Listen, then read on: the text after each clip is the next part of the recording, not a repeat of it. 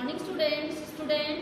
Students, yesterday we have discussed our chapter number 6, compound interest, and worksheet 1.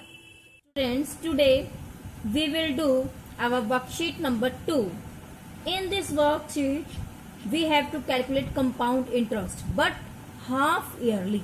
इसमें condition है, उसमें तो क्या था, एनुअली था ना रेट. इसमें क्या होता है कि जो हमारा इंटरेस्ट है वो हाफ ईयरली लगता है. वहां तो एक साल के बाद था ना, यहाँ हाफ ईयरली लगता है.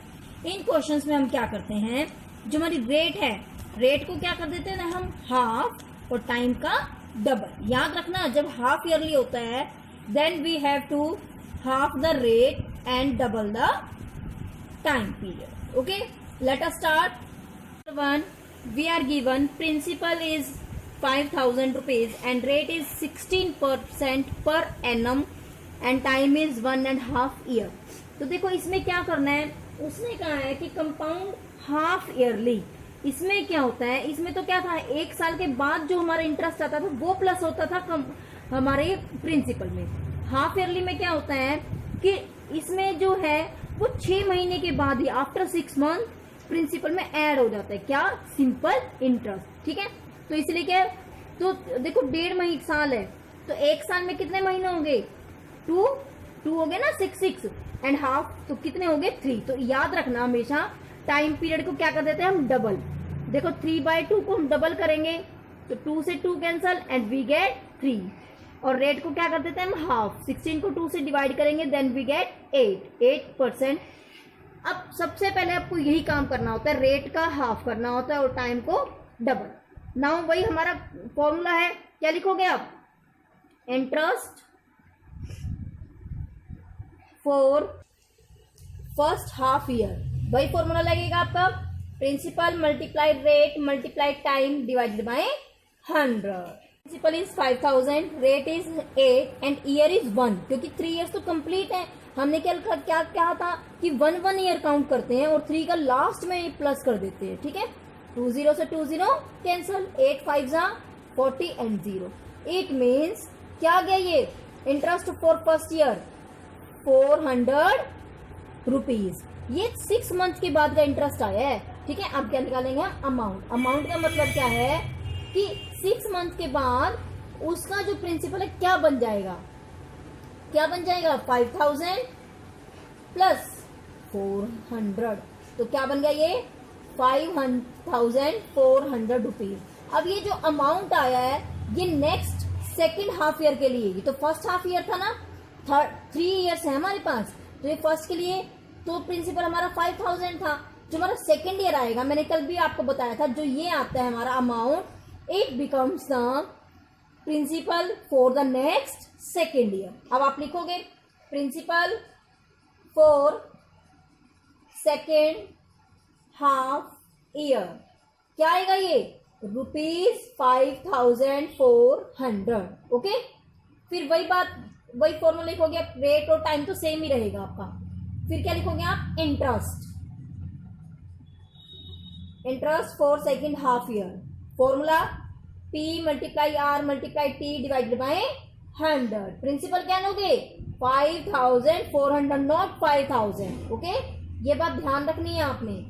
मल्टीप्लाई रेट क्या बना, A और टाइम 1 डिवाइडेड बाय 100. 2 0 से 2 0 cancel and for the next year क्या बन गया हमारा प्रिंसिपल. जब हम इनको मल्टीप्लाई करेंगे, 8 4 जा 32, 3 कैरी 8 5 जा 40 एंड 3 43 रुपीज. क्या आ गया, 432 रुपीज. ये किसका है हमारा, जब 6 मंथ तो यहाँ कंप्लीट हो गए थे और 6 मंथ यहाँ कंप्लीट हो गए, इट मीन्स 1 ईयर कंप्लीट हो गया. 432 1 ईयर के बाद का इंटरेस्ट आया.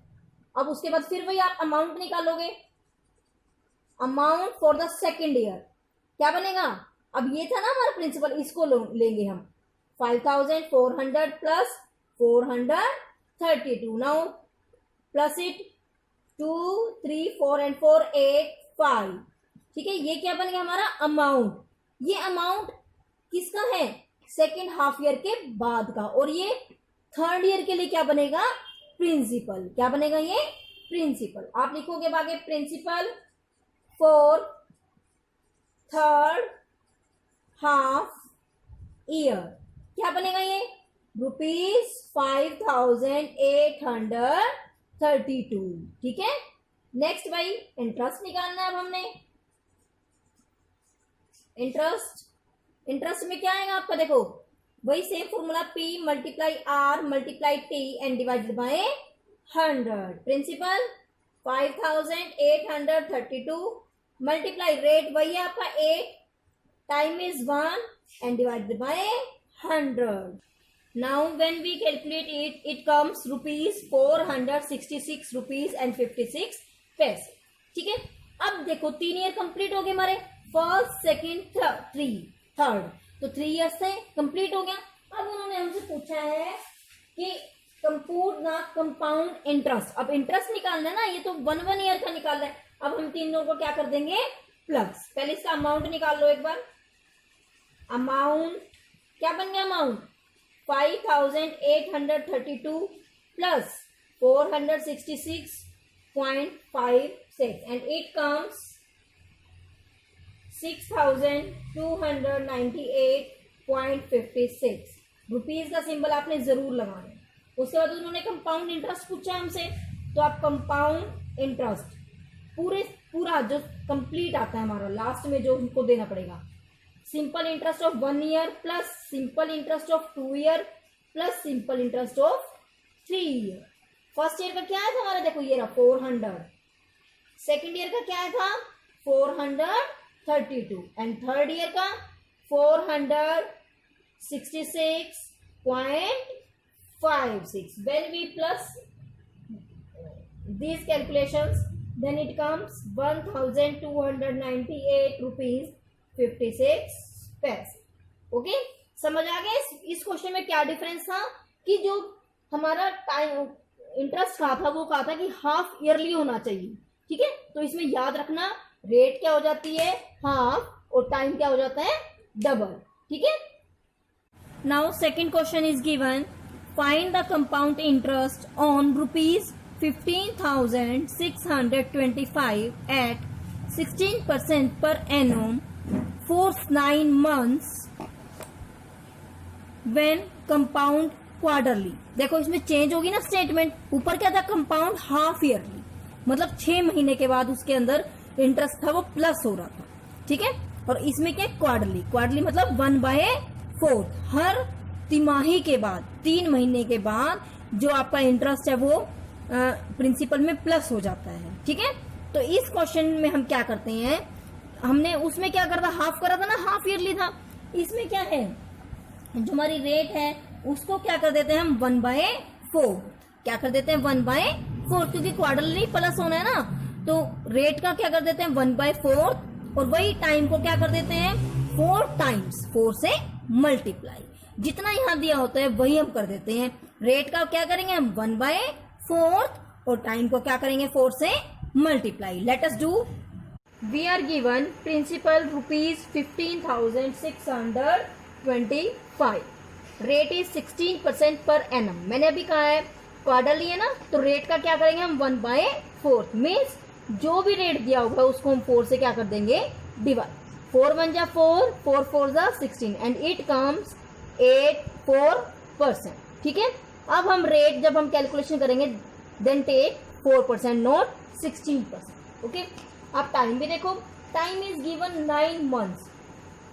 याद रखना जब भी टाइम देखते हैं, जो टाइम के मंथ है या ईयर है वो हमेशा रेट के अकॉर्डिंग होना चाहिए। रेट क्या है? पर एनम है, इट मीन्स ईयरली है, तो हमें इसके भी क्या बनाने पड़ेंगे? ईयर। ठीक है। 1 ईयर में कितने मंथ होते हैं? 12। Then we have to divide by 12। ये क्या बन गया? ईयर। क्या बन गया? ये ईयर। अब हमने देखो रेट का तो 1/4 कर दिया। मैंने क्या कहा था? रेट को 1/4 करेंगे और टाइम को क्या करेंगे? 4 से मल्टीप्लाई। देन 9/12 मल्टीप्लाई 4, 4 1 जा 4, 4 3 जा 12, 3 1 जा 3, 3 3 जा 9 एंड इट कम्स 3 क्वार्टर्स। क्या बन गया? 3 क्वार्टर ईयर। ठीक है। अब वही सेम कैलकुलेशन है, बस ये बात याद रखनी है कि जब क्वार्टरली दिया हो रेट का 1/4 कर देंगे और टाइम को 4 से मल्टीप्लाई। फिर वही simple interest for first quarter year, same वही P multiply R multiply T divided by 100. Principal is given 15,625. Rate क्या लेंगे बेटा 4%, not 16. Okay. Time is also 1 क्योंकि हम फर्स्ट का निकाल रहे हैं ना 1 divided by 100. When we calculate it comes ₹625. अब ये इंटरेस्ट आ गया. अब हम क्या निकालेंगे अमाउंट. क्या निकालेंगे हम अमाउंट. अमाउंट क्या होता है प्रिंसिपल प्लस इंटरेस्ट. प्रिंसिपल क्या हमारा 15,625 प्लस 625 एंड इट कम्स 16,250. अब जो ये अमाउंट बना है तो नेक्स्ट ईयर के लिए सेकेंड ईयर के लिए क्या बनेगा ये प्रिंसिपल. अब दोबारा लिखोगे आप principal for second quarter year क्या बन गया ₹16,250. Next simple interest for the second year P multiply R multiply T divided by 100. P is 16,250. Rate 4%. Time is 1 and divided by 100. It comes ₹650. It comes ₹650. ठीक है. ये हमारा second year के लिए. अब क्या निकालोगे आप अमाउंट.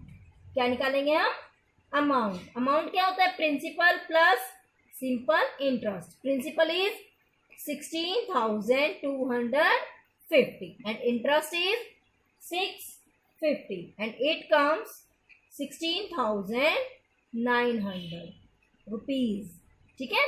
अब जो ये अमाउंट था वो थर्ड ईयर के लिए क्या बनेगा प्रिंसिपल. आगे लिखोगे यहाँ principal for third quarter year क्या बनेगा ₹16,900. Next simple interest for third quarter year P multiply R multiply T divided by 100. Principal क्या है हमारा 16,900 multiply rate 4 time is 1 and divided by 100. 20 से 20 cancel and it comes ₹676. Next amount निकालो. Amount principal plus simple interest. Principal is 16,900 प्लस 676 and it comes ₹17,576. ठीक है. अब उन्होंने हमसे अब हम क्या करेंगे जितना भी इंटरेस्ट आया उन तीनों को क्या कर देंगे प्लस. तभी तो हमारा कंपाउंड आएगा. आप क्या लिखोगे कंपाउंड इंटरेस्ट. ठीक है. क्या आएगा simple interest 1 plus simple interest of second year plus simple interest of third year.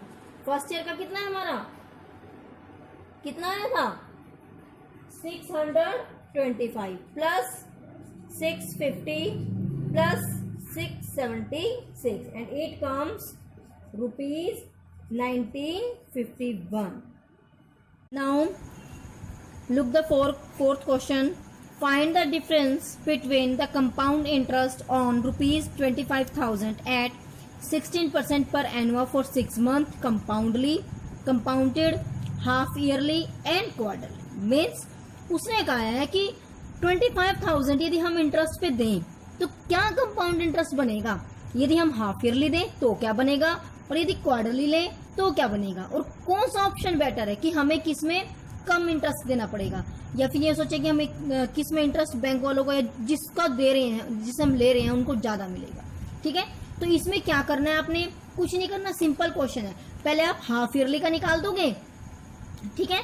पहले आप केस 1 लिखोगे हाफ ईयरली केस. उसका करोगे सेम उसकी तरह ही रेट हाफ करके और टाइम को डबल करके. फिर आप लिख दोगे केस सेकंड क्वार्टरली. उसमें क्या करोगे बेटा टाइम का क्या करोगे आप 4 से मल्टीप्लाई और रेट को क्या करोगे 4 से डिवाइड. ठीक है. Now start. 35,000 rate is 16% per annum and time is 6 month. देखो मंथ्स दिए हुए ना, then we have to change it into years because rate is in year. 6 को किससे डिवाइड करेंगे 12. Now it becomes year. ठीक है. अब हम दो केस है ना, तो आप क्या लिखोगे पहले केस 1. केस 1 किस चीज का है, क्या हो रहा है उसमें हाफ ईयरली वाला. कौन सा है हाफ ईयर. हाफ ईयर करेंगे प्रिंसिपल सेम रहेगा. रेट क्या हो जाएगा 16 divided by 2 8% and time becomes 6/12. इसका डबल करना है ना, मल्टीप्लाई बाय 2. 2 1 जा 2, 2 6 जा 12, 6 1 जा 6 एंड इट बिकम्स 1 ईयर. ठीक है. अब देखो रेट भी आ गया हमारे पास, टाइम भी आ गया, इंटरेस्ट भी आ गया. तो अब निकाल दो. क्या लिखोगे आप यहाँ simple interest for first year. इसमें तो 1 ईयर है ना, तो फर्स्ट ईयर क्या आएगा principal multiply rate multiply time divided by 100 and principal is given 25,000 multiply rate is 8 multiply 1 divided by 100. 2 0 से 2 0 cancel and it 25 8 are 200 and 0. 8 comes ₹2,000. ठीक है. तो ये किस में आया हमारा, जब हमने उसको हाफ ईयरली प्लस किया. अब केस सेकंड करके देखो. केस सेकंड क्या है क्वार्टर वाला, क्वार्टर. ठीक है. क्वार्टर करना है. अब इसमें रेट मैंने क्या बताया था आपको 1/4. 4 से डिवाइड हो जाता है, क्या रह गया 4%.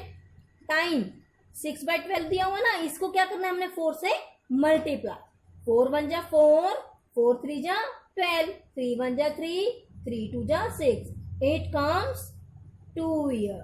ठीक है. अब उसके बाद फिर वही simple interest for first quarter year.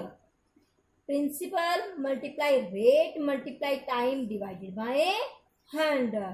Principal is 25,000 multiply rate क्या है, ये वाला लोगे आप, ऊपर वाला नहीं, क्योंकि हम केस सेकंड डिस्कस कर रहे हैं. टाइम इज 2 ईयर्स है ना, लेकिन 1 लेंगे क्योंकि हम 1 1 का निकालते हैं. Divided by 100. 2 0 से 2 0 कैंसल. 25 4 जा 100. It comes ₹1000. ठीक है. अब अमाउंट लिखेंगे हम, क्योंकि जो ये अमाउंट बनेगी वो सेकेंड ईयर के लिए क्या बनती है प्रिंसिपल. अमाउंट क्या होता है principal plus simple interest. Principal is 25,000 plus 1,000 and it comes ₹26,000. Next लिखो simple interest for second quarter year. Principal multiply rate multiply time divided by 100. Now principal is 26 not 25, क्योंकि ये प्लस हो गया ना, क्या बन गया ये 26,000. Rate is 4, time is 1 divided by 100. 2 0 से 2 0 कैंसल एंड इट कम्स ₹1,040. अब हमने देखना है ना, तो आप क्या लिखोगे कंपाउंड इंटरेस्ट. कैसे निकालते हैं simple interest of first year plus simple interest of second year. First year का कितना आया था देखो, ये ना हमारा 1000 प्लस 1040 एंड इट कम्स ₹2040. अब देखो जब हम हाफ ईयरली कर रहे हैं तो कितना है 2000, और जब हम क्वार्टरली कर रहे हैं तो क्या रहे 2040. तो कौन सा बेटर है, किसमें ज्यादा इंटरेस्ट मिल रहा है, क्वार्टर में मिल रहा है ना. तो आप लाइन लिखोगे लास्ट में कि डिफरेंस कितना आ रहा है इनके में. डिफरेंस देखो कितना आ रहा है 2040 माइनस 2000 कितना है 40 रुपीज का डिफरेंस है. तो क्या लिखोगे आप quarter case is better than the half year. Okay.